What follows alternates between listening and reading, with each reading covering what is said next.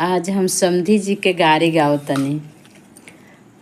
पहले तो आज समधी सब आवत रहे तो नीचे बैठ के आसन लगा के तब भोजन करावल जात रहे, तब गारी गावल जात रहे। आजकल तो नया जमाना बा, फिर भी हम समधी जी के गारी गावत तनी।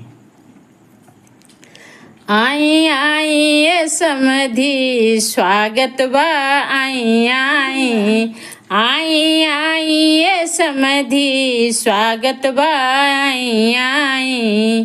कहीं लिट्टी रखल बा, कहीं चोखा रखल बा, कहीं लिट्टी रखल बा, कहीं चोखा रखल बा। रौरा दीदी के गरम समोसा रखल बा, खाई खाई खाई खाई ये समधी मटर पनीर खाई खाई खाई खाई ये समधी मटर पनीर खाई खाई। आई आई ये समधी स्वागत बा, आई आई।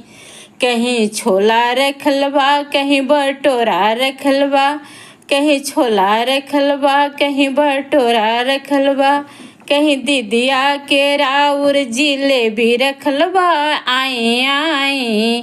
खाई खाई ये समधी मटर पनीर खाई खाई खाई खाई ये समधी मटर पनीर खाई खाई।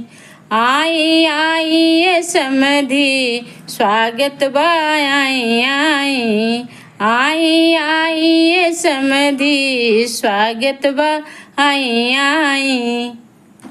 हो गया।